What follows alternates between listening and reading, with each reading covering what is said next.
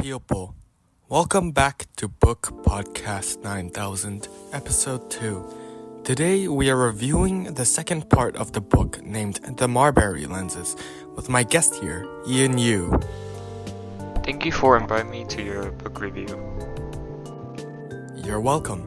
We will be going over the summary, character analysis, and themes and my personal thoughts on the book. This book, The Marbury Lens. Would you like to tell us a summary about it? To recap from last time, this book is about a boy named John Whitmore, but nobody calls him that. They call him Jack. Jack is an average boy until one day he gets kidnapped. He gets kidnapped by a guy named Freddy, who drugs Jack multiple times. He breaks out. Connor, his best friend, is introduced here. Jack really starts to go crazy from here on out. He keeps thinking, Freddy messed with my brain. Jack takes a trip to London. He sees a man with purple glasses over the next few days, stalking him. The man goes up to Jack after a while and introduces himself as Henry Hewitt. Henry gives him the glasses. Jack then puts on the glasses a few days later after much contemplation. He then sees a place with a colorless sky and gray-white dirt. This place is the Marbury. He sees a person who he has never seen before, yet knows their name. This person is Ben Miller. A few days later, he snaps back to reality and felt that something was different. He meets up with a person named Nikki who was with him the day before, which he did not remember, and took photos for him. Nikki ends up being his girlfriend. He then goes home after departing with her. He remembers a name, a ghost named Seth. Seth is with Jack throughout his journey in Marbury. He puts on the glasses. When he gets into Marbury, he sees a boy named Griffin. They move around in Marbury together with Ben Miller, and Jack catches a glimpse of Connor there too.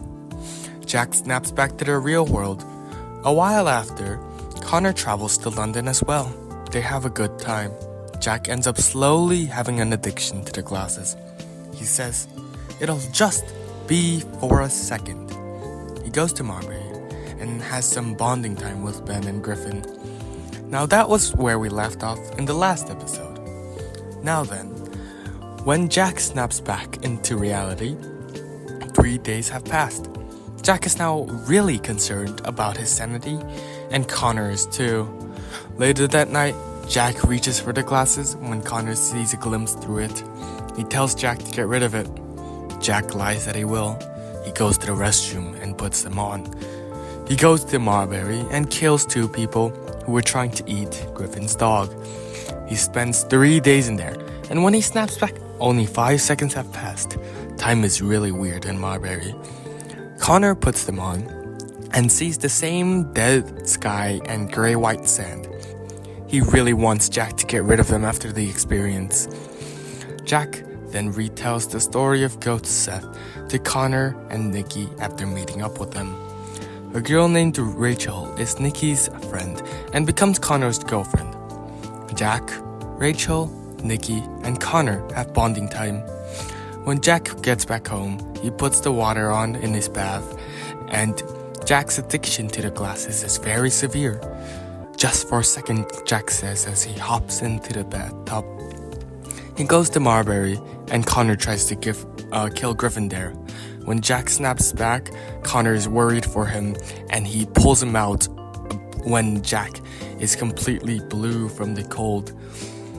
A few days later, Jack, Nikki, Rachel, and Connor talk about their lives, and Jack retells another part of Seth's story. Jack and the gang sleep.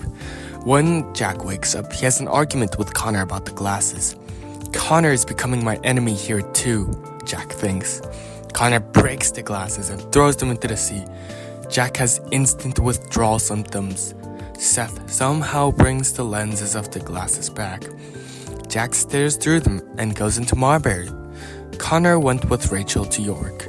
Nikki says that something is turning Jack from a nice guy into the monster and that she can't stand seeing that happen. Jack follows Nikki outside and sees her crying at a bench and retells the final act of Seth's story. Jack goes into Marbury while Nikki keeps watch over him. Freddy is there, almost killing Griffin. Jack shoots Freddy twice, and then Jack snaps back. Jack and Connor say their goodbyes to Rachel and Nikki and go back to their town. But when they get there, they see two people. These two people end up being Ben and Griffin in the real world.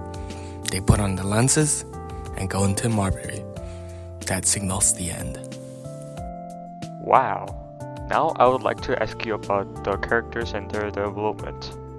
Well, Jack. He slowly goes insane and it causes worry for other characters, as well as pushing the plot forward.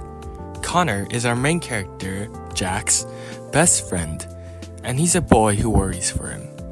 This causes conflict in their relationship as Jack goes insane, having an addiction to the glasses. Nikki is the main character's girlfriend.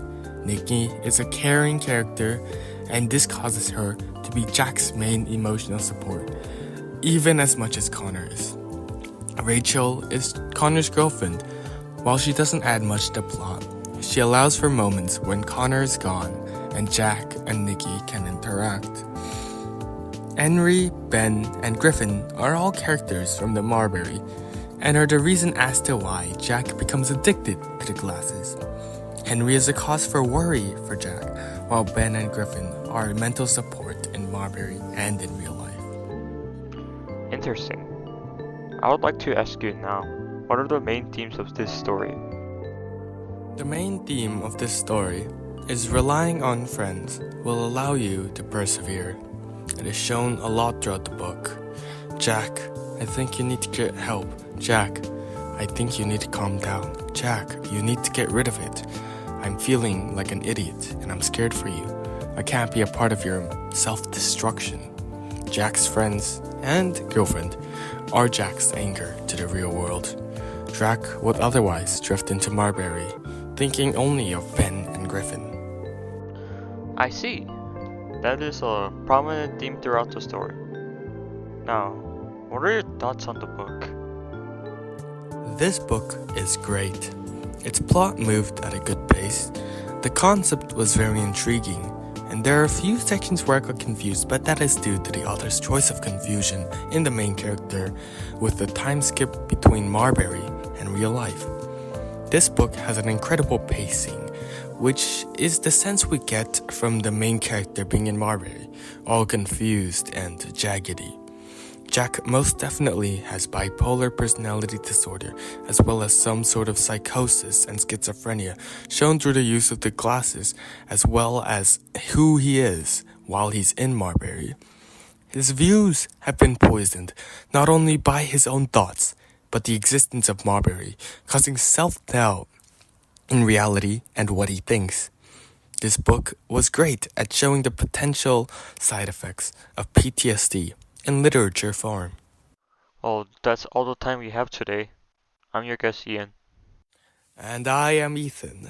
Farewell, and until next time. Remember, folks, don't go crazy and be safe. That's all, folks.